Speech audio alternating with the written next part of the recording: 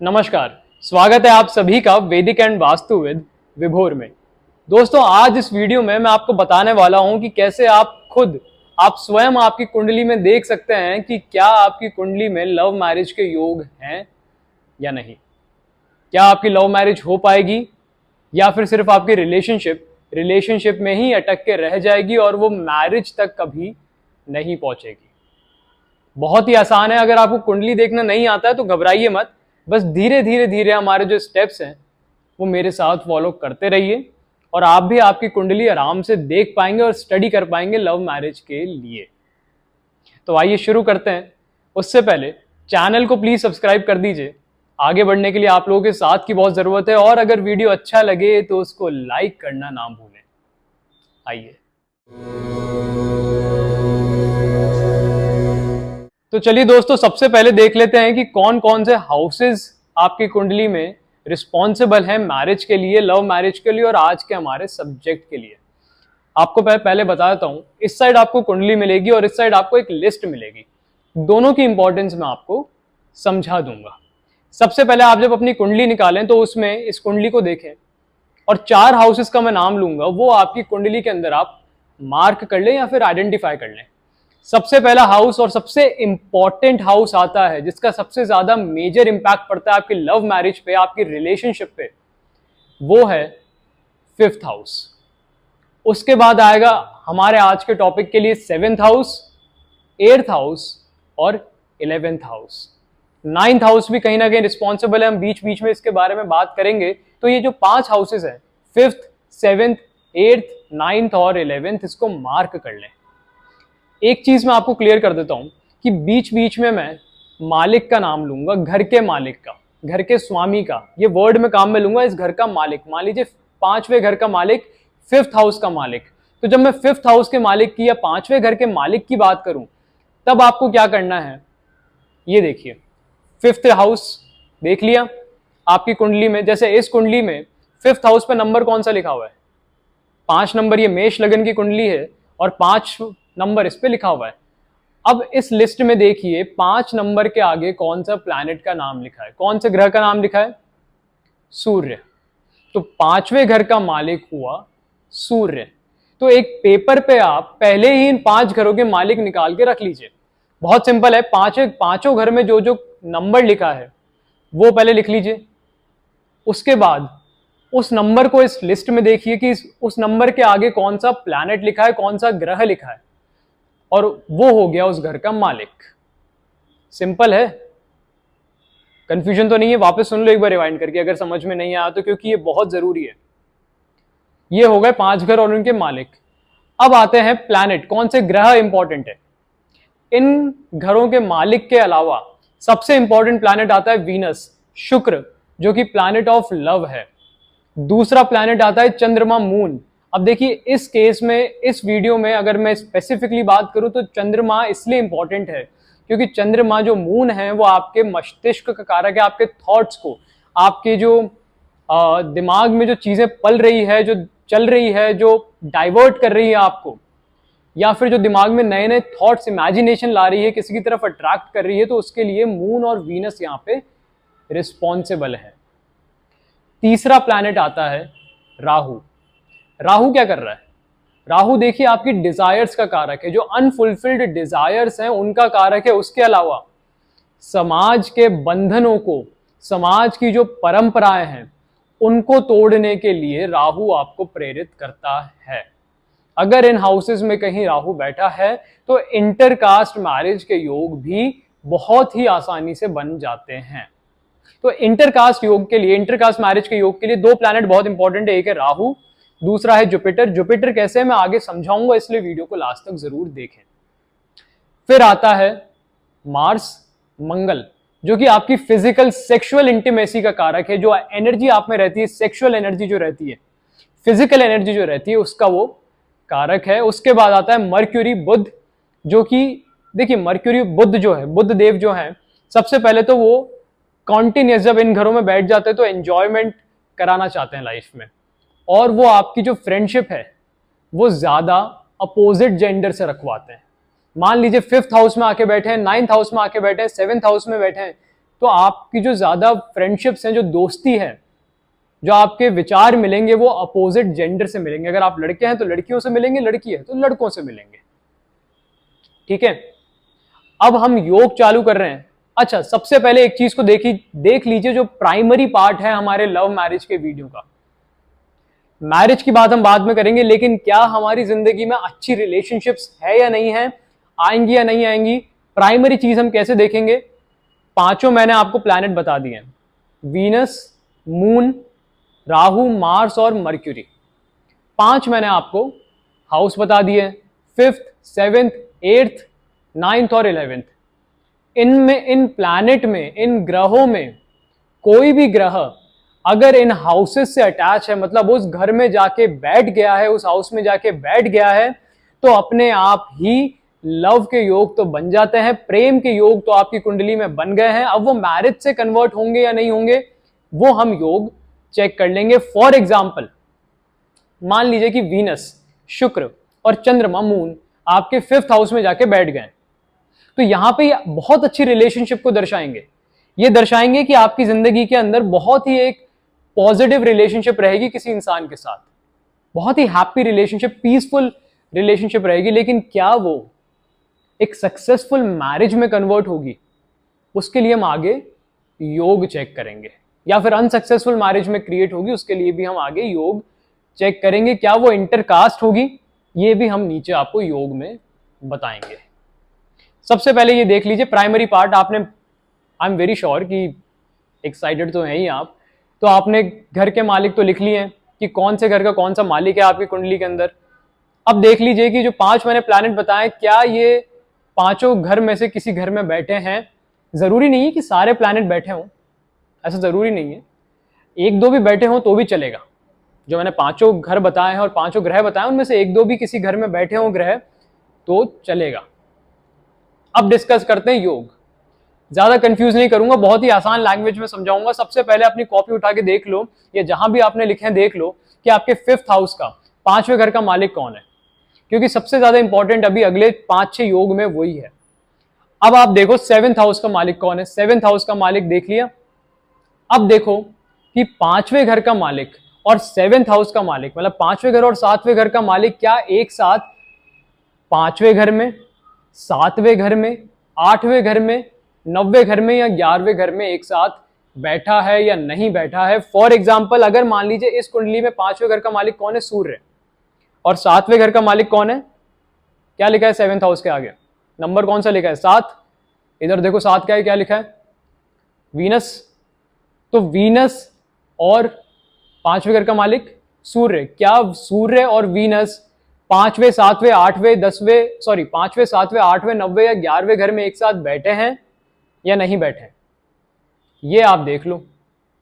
अगर बैठे हैं तो ये सबसे बड़ा और सबसे ऑस्पिशियस योग होता है लव मैरिज के लिए। इसके अलावा दूसरा योग कौन सा होगा कि क्या 5वें घर का मालिक और 7वें घर का मालिक परिवर्तन योग करके बैठे हैं। कि क्या हो गया परिवर्तन योग, कि 7वें घर का मालिक कौन है, वीनस, वो तो बैठ गया 5वें घर में, और 5वें घर का मालिक इस कुंडली में कौन है, सूर्य, वो बैठ गया 7वें घर में। अब देखिए मैंने जो बताया आपको कि 5वें और 7वें घर का मालिक 5वें, 7वें, 8वें, 9वें और 11वें घर में क्या साथ में बैठा है या नहीं बैठा है, इसमें क्या चीज आपको देखनी है। अगर 8वें घर में जाके बैठ गया है तो लव मैरिज तो हो जाएगी। 5वें और 7वें घर का मालिक साथ में 8वें घर में बैठ गया तो लव मैरिज तो हो रही है, लेकिन ये बहुत डिस्टर्ब्ड लव मैरिज रहेगी, बहुत प्रॉब्लम्स रहेंगी इसमें। हो सकता है सेपरेशन के योग भी बनेंगे, डाइवोर्स के योग भी बन जाए। और ये प्राइमरीली आपकी फिजिकल सेक्सुअल इंटीमेसी पे ही बेस रहेगी। इसका जो बेस होगा वो आपकी सेक्सुअल इंटीमेसी होगी, जो आप कन्वर्ट करेगी मैरिज में। प्यार होगा, प्रेम होगा, उसकी मनाही नहीं है यहाँ पे, वो भी होगा, लेकिन सेक्सुअल इंटीमेसी प्राइमरी पार्ट रहेगा। और हो सकता है धीरे धीरे करके उसकी वजह से ही यहाँ पे सेपरेशन के योग, डिस्टर्ब मैरिज के योग क्रिएट हो जाए। पहला योग। उसके बाद आता है कि क्या, अब आपने देख लिया 5th हाउस का, 7th हाउस का लॉर्ड कौन है, मालिक कौन है। अब आप देखिए 9वें घर का मालिक भी कौन है। क्या ये तीनों किसी घर में साथ में बैठे हैं, या फिर 5वें, 7वें, 9वें, 11वें घर में कहीं ना कहीं विराजमान है। अगर है तो ये भी एक लव मैरिज का बड़ा योग बनता है। उसके बाद एक और घर मैं बताता हूं, थोड़ा नया इंट्रोड्यूस कर रहा हूं, लेकिन बता देता हूं आप लोगों के लिए। ऊपर एक सेकंड हाउस है, देखो दिखा यहां पे सेकंड हाउस है एक। उसका मालिक भी निकाल के रख लो। क्या पांचवें घर का मालिक और दूसरे घर का मालिक साथ में पांचवें, सातवें, नाइन्थ या 11th हाउस में बैठा है क्या? या फिर वही परिवर्तन योग करके बैठा है क्या कि पांचवें घर का मालिक तो बैठ गया दूसरे घर में, दूसरे घर का मालिक बैठ गया पांचवें घर में बैठा है, तो भी ये लव मैरिज का एक बड़ा योग बनता है। एक इंटरेस्टिंग बात बताता हूं। अब जब हमने स्टार्टिंग में किसकी बात करी थी, 5th हाउस और 7th हाउस की, अब मैं 5th हाउस और 9th हाउस की बात करता हूं। अगर मान लो कि 5th हाउस का लॉर्ड, 5th हाउस का मालिक और 9th हाउस का मालिक एक दूसरे से कनेक्टेड है, या तो ये साथ बैठ गए या फिर परिवर्तन योग करके बैठ गए। परिवर्तन योग मतलब पांचवें घर का मालिक 90 में, 90 का मालिक पांचवें में। इसका मतलब है कि आप जिनसे शादी करेंगे या जिनके साथ रिलेशनशिप में आएंगे और मैरिज कन्वर्ट होगी, उनके साथ आपका पिछले जन्म का प्यार है। जो पास्ट लाइफ का लव है वो इस जन्म में ट्रांसफर हुआ है। हो सकता है कि वो अनसक्सेसफुल लव हो, मैरिज में नहीं कन्वर्ट हो पाया हो। अगर मैरिज में कन्वर्ट भी हो गया हो तो सेपरेशन हो गया हो, या फिर कुछ ऐसी चीजें हो जो बाकी रह गई हो साथ में करने के लिए, या अधूरी इच्छाएं रह गई हो, वो इस जन्म में ट्रांसफर हो गई है। अगर पांचवें और 9th हाउस का लॉर्ड, 5th हाउस और 9th हाउस का लॉर्ड साथ में कनेक्टेड है तो। अब अगर एक और कंडीशन, 5th हाउस का लॉर्ड, 7th हाउस का लॉर्ड और 11th हाउस का लॉर्ड कहीं एक साथ बैठे हैं क्या? कहीं और मत देखो, सिर्फ ये देखो पांचवें, सातवें, 9वें और 11वें घर में कहीं बैठे हैं क्या? अगर ये बैठे हैं तो ठीक है, लव मैरिज का बहुत स्ट्रांग योग बन रहा है। अगर सिर्फ पांचवें और 11वें घर का मालिक भी परिवर्तन करके बैठा है, एक दूसरे के घर में बैठा है, या फिर एक साथ इस किसी घर में बैठा है, तो भी लव मैरिज का योग बनता है। निश्चिंत हो जाओ। अच्छा, सिर्फ एक चीज का ध्यान रखना कि एक योग बनने से ही लव मैरिज निश्चिंत नहीं हो जाती है, कम से कम 2 या 3 योग इसमें बनने चाहिए। एक्सेप्ट फॉर फर्स्ट योग जो हमने डिस्कस किया था 5th और 7th वाला, अगर वो बन जाता है तो मोर देन इनफ है, तो 100% लव मैरिज हो रही है। इंटरकास्ट होगी नहीं होगी अब मैं बताता हूं। उसके पहले 2 पॉइंट और पहले डिस्कस कर लेते हैं, वो भी इंपॉर्टेंट है, क्योंकि 5th हाउस, 7th हाउस और 11th हाउस में क्या वीनस और मून साथ में बैठे हैं क्या? अगर वीनस और moon 5th house, 7th house और 11वें हाउस में साथ में बैठ गए तो ये लव मैरिज का योग है। एक कैच, इस बात को समझिए। 8वें घर का आप बोलेंगे डिस्कशन नहीं हुआ है, मैं बताता हूं। अगर 5th हाउस और 8वें घर का जो मालिक है, 5th हाउस का मालिक और 8वें घर का मालिक भी अगर साथ में बैठ गए हैं, कनेक्टेड हैं, तो ये अच्छे लव के योग बनाता है, प्रेम के योग बनाता है। थोड़े से डिस्टर्ब बट प्रेम के योग बनाता है। अगर यहां पे 7th हाउस का लॉर्ड कनेक्टेड नहीं है, 7वें घर का मालिक कनेक्टेड नहीं है इन दोनों से, या फिर ये दोनों 7वें घर में आके कनेक्ट नहीं होते हैं, तो ये क्या होगा कि आपकी एक अच्छी रिलेशनशिप तो रहेगी लेकिन उसका ब्रेकअप हो जाएगा। कभी भी एक सक्सेसफुल मैरिज में वो कन्वर्ट नहीं हो पाएगी। इसलिए हम 8th हाउस का जिक्र बहुत कम करते हैं, क्योंकि ये प्राइमरीली आपकी फिजिकल और सेक्सुअल इंटीमेसी से ही कनेक्टेड होता है। अब मैं उठा के लाता हूं एक प्लैनेट को जिसका नाम है राहु, और अब मैं उन लोगों की गुत्थी सॉल्व करता हूं जो कि इंटरकास्ट मैरिज के पीछे पड़े हैं, जो कि जानने आए हैं कि क्या इंटरकास्ट मैरिज हो पाएगी या नहीं हो पाएगी। कुछ मत करो, राहु को देख लो। राहु ही है जो इंटरकास्ट मैरिज कराएगा। दूसरा जुपिटर है, उसकी बात मैं करूंगा, पहले राहु को देखो। देख लो राहु कहां बैठा है। अगर राहु 5वें घर में, 7वें घर में, 9वें घर में या 11वें घर में आके वीनस के साथ यानी शुक्र के साथ आके बैठ जाए, तो सबसे पहले तो ये योग बन जाएगा आपकी इंटरकास्ट मैरिज का। मंगल ने इसे ज्वाइन कर लिया, वीनस को, फॉर एग्जांपल मंगल और वीनस भी आके बैठ गए, तो भी इंटरकास्ट मैरिज का योग है, लेकिन ज्यादा बड़ा योग राहु बनाएगा। क्या देखना है कि राहु क्या मेरे 5वें घर में, 7वें घर में, 9वें घर में या 11वें घर में बैठा है।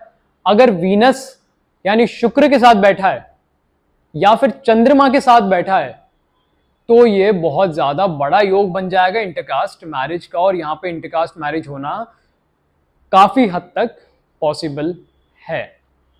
ये दो योग राहु बना रहा है।